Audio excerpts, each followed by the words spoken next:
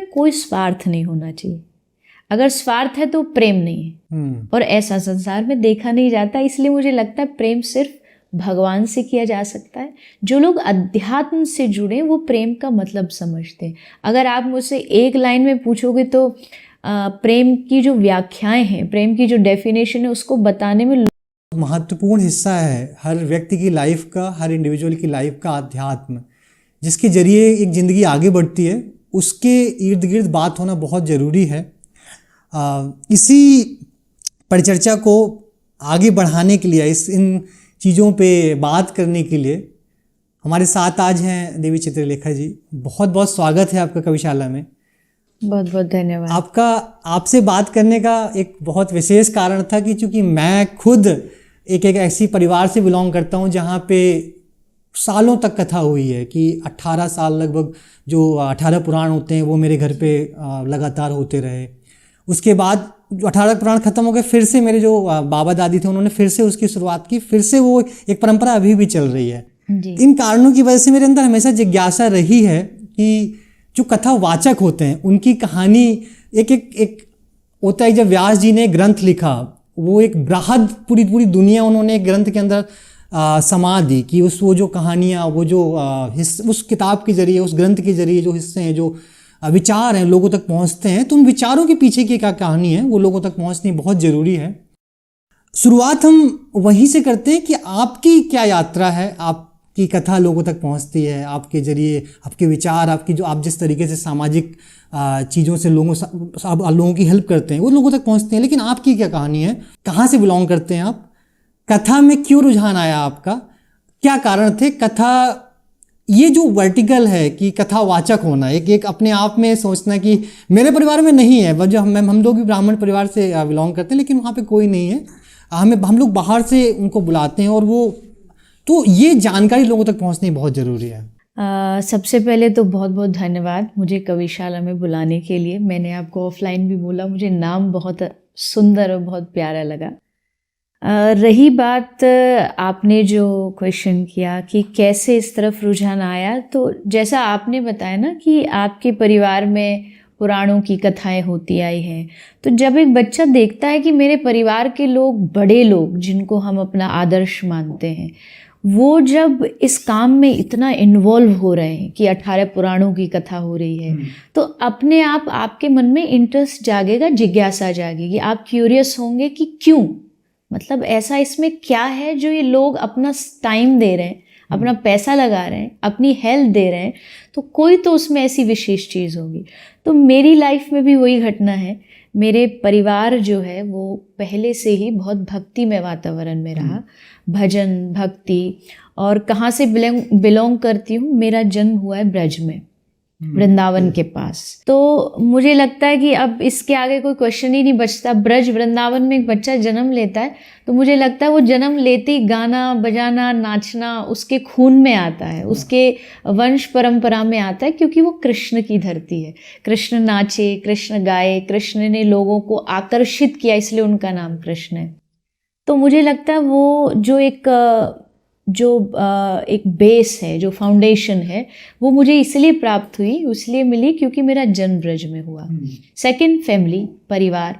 मेरे जो गुरु हैं, मैं 4 साल की थी, बहुत छोटी उम्र थी, इवन मुझे ये भी याद नहीं कि क्या होती है गुरु बनाना, दीक्षा क्या होती है, लेकिन वो पारिवारिक गुरु थे। तो उन्होंने कहा कि ये लड़की जिसका जन्म हुआ है 4 साल की है, मैं इसको दीक्षा दूंगा, मतलब इसको शिष्य बनाऊंगा। तो तब इतना कुछ, 4 साल का बच्चा तो क्या ही जानेगा, लेकिन मुझे लगता है कि मेरी जो चुनाव है वो वहीं से हो गया था। मतलब गुरु ने सर पे हाथ रख दिया कि ये चुनाव मेरा है, तो फिर उससे आगे तो कोई प्रश्न बचता नहीं। माता पिता परिवार सब भक्ति में वातावरण रहा, और यही कारण था कि मेरा इंटरेस्ट इस तरफ बढ़ा। हाँ, ज़रूर मैं मानती हूँ कि पूर्व जन्म का कुछ होता है, नहीं तो इस उम्र में भगवान से जुड़ना एक बच्चे के लिए थोड़ा मुश्किल होता है, लेकिन पिछला कुछ अपना संचित कर्म और इस जन्म में कुछ पारिवारिक माहौल, तो दोनों मिले और बस तब से यात्रा चल रही है।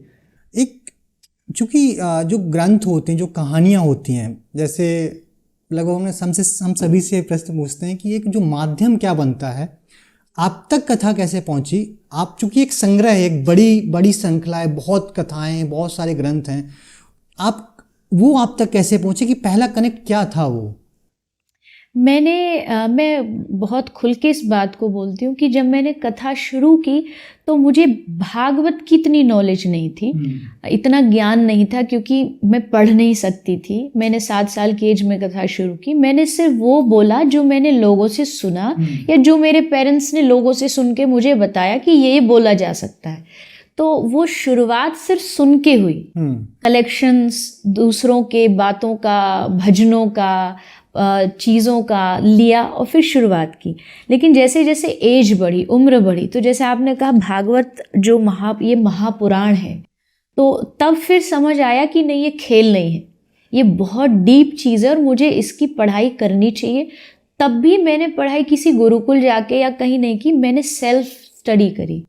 मैंने लोगों से बहुत कुछ हेल्प ली, जहाँ से जिसको संस्कृत आती है मैंने उससे पूछा, क्योंकि मेरे पास टाइम नहीं था कि मैं कहीं स्कूल या गुरुकुल जाऊँ, क्योंकि मैं ऑलरेडी वो उस लाइन पर, उस क्षेत्र में आ चुकी थी। तो मैंने फिर ट्यूटर्स कथा में अपना एक संस्कृत का रख लिया, उसने मुझे सिखाया। जो मेरे कुछ डाउट्स होते थे, संशय, उनको जाके किसी से पूछा। तो इस तरीके से मैंने शुरुआत की। अब मैं आज भी मैं ये नहीं कह रही कि हाँ आई एम परफेक्ट, कि मुझे पूरी भागवत जी का नॉलेज है, ये किसी को नहीं हो सकता। पर आज भी हर रोज़ का मेरा नियम है, मैं भागवत अध्ययन करती हूँ, मैं पढ़ती हूँ। भले आज लगभग, मतलब बोलना नहीं चाहिए क्योंकि मैं उसको गिनती मानती नहीं, पर एक अप्रोक्स हिसाब रहता है, 400 के लगभग कथाएं हो चुकी है। लेकिन आज भी मुझे भागवत जी का अध्ययन हर रोज़ करना पड़ता है, क्योंकि उसका एक श्लोक में इतनी डीप नॉलेज है कि एक श्लोक पे आप 7 दिन बोल सकते हो। इतना वो नॉलेजेबल ग्रंथ है और हमारा स्क्रिप्चर्स है। तो उसमें से थोड़ा थोड़ा लेकर के आज भी मैं पढ़ के उसको लोगों को सुनाती हूँ। एक प्रोसेस होता है, मुझे लगता है, जैसे बताया आपने कि लर्निंग तो लॉन्ग लाइफ चलती रहती है, हर स्टेप में हर चीज़ से लर्निंग है। एक मेरे अंदर जिज्ञासा है कि राधा कृष्ण क्यों, क्योंकि आपका मैं भागवत में सुनता हूँ, आपकी मैं सोशल मीडिया की फीड देखता हूँ, उसमें ना राधा कृष्ण के अराउंड, क्या उसका कारण ब्रज है या कोई और कारण है? नहीं, ब्रज तो है, डेफिनेटली ब्रज, क्योंकि जब बच्चे को बचपन से सिखाया ही वो जा रहा है। मेरी बुद्धि में राधा कृष्ण एक तरीके से कह सकते हैं आप, पूरा उनका ही बोलबाला है। अगर आज भी मुझे कोई कहेगा कि तुमको जाके नवरात्र में माता दुर्गा की पूजा करनी है, तो मैं भले दुर्गा माता को प्रणाम करूंगी, लेकिन मुझको दिखेंगी उनमें भी राधा रानी। और मैं इस बात को, ये सिर्फ मेरे लिए नहीं है, ये सबके लिए ऐसा ही होना चाहिए। मैं एक उदाहरण, एग्जाम्पल अपनी कथा में देती हूँ कि एक लड़की जो होती है, जब उसकी शादी हो जाती है तो उसकी फैमिली में उसके ससुर कई सारे हो सकते हैं। जैसे चाचा ससुर हो जाते हैं, ताया ससुर हो जाते हैं, सास कई हो सकती हैं, सिस्टर इन लॉ कई हो सकती हैं, लेकिन हस्बैंड एक ही होता है। मतलब वो फैमिली में रिस्पेक्ट सबको करती है, पर जब दिल देने की बारी आती है तो दिल एक ही को दिया जाता, 50 को नहीं दिया जाता। तो मेरा दिल, मेरा मन, मेरा तन प्राण सब कुछ बचपन से ही श्री राधा कृष्ण को अर्पित है। और हर आदमी को ऐसे ही होना चाहिए हमारे, क्योंकि आज का जो टाइम चल रहा है ना, इसमें लोग बहुत ज़्यादा कन्फ्यूज रहे। गणपति आए तो 7 दिन गणपति बिठा लिए, दुर्गा जी आई 9 दिन उनको कर लिए। मैं इसके अगेंस्ट नहीं बोल रही, करना चाहिए, सबको करना चाहिए, लेकिन मन में जो एक प्रेम वाली जो जगह है ना, वो एक को दिया जाता है। और प्रेम कृष्ण से अच्छा, राधा रानी से अच्छा मुझे नहीं लगता दुनिया में किसी ने सिखाया है। वो प्रेम की एक फॉर्म है, प्रेम की एक मूर्ति है जिसको राधा कृष्ण का नाम दिया गया है। तो दोनों ही कारण हैं, एक तो ब्रज का जन्म, दूसरा मैंने फिर उनके बारे में जाना है, पढ़ा है, कुछ संतों से जाना है, कुछ अपने स्क्रिप्चर्स से जाना। तो मुझे लगा कि दिल उसी को देना चाहिए जो संभाल के रख सके। बिल्कुल। आपने एक एग्जाम्पल दिया कि राधा कृष्ण का प्रेम आपके लिए क्या है? मैं बहुत स्पष्टता से बोलती हूँ कि प्रेम संसार में इसलिए नहीं हो सकता क्योंकि संसार में स्वार्थ होता है, एक सेल्फ रीजंस होते हैं और वो ख़त्म नहीं किए जा सकते। अगर कोई ये कहे ना कि आदमी को प्रेम करना चाहिए निस्वार्थ, संसार में जो रिश्ते होते हैं उसमें निस्वार्थ प्रेम नहीं होता है, उसमें कुछ ना कुछ अपनी एक्सपेक्टेशंस होती हैं।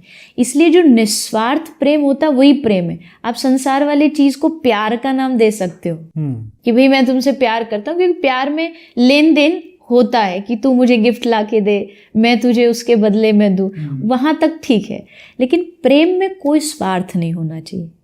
अगर स्वार्थ है तो प्रेम नहीं है, और ऐसा संसार में देखा नहीं जाता। इसलिए मुझे लगता है प्रेम सिर्फ भगवान से किया जा सकता है। जो लोग अध्यात्म से जुड़े वो प्रेम का मतलब समझते हैं। अगर आप मुझसे एक लाइन में पूछोगे तो प्रेम की जो व्याख्याएं हैं, प्रेम की जो डेफिनेशन है, उसको बताने में लोगों का पूरा जीवन निकल गया। मीरा से पूछा तो मीरा का पूरा जीवन प्रेम पर आधारित है। शबरी का पूरा जीवन राम जी के प्रेम पर आधारित है। तो ये शब्द दिखने में बहुत छोटा है पर है नहीं, इसमें सारी कायनात, सारा विश्व, ब्रह्मांड समाया हुआ है।